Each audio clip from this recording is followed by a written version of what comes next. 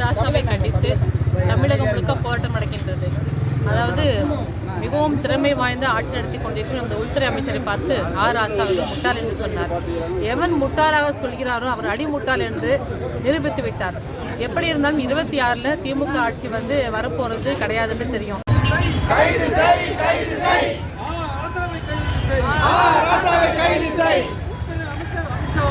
உள்துறை அமைச்சர் அமித்ஷாவை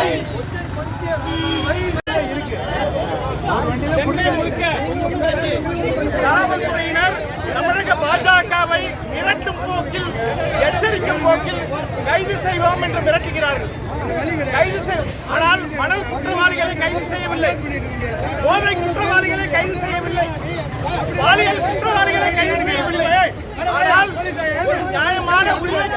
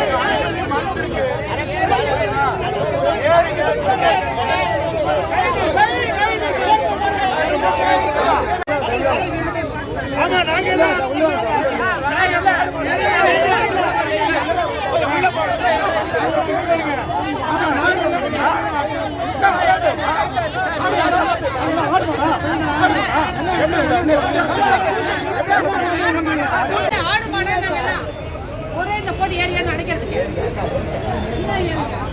மாட்டேன் சொல்றாங்க.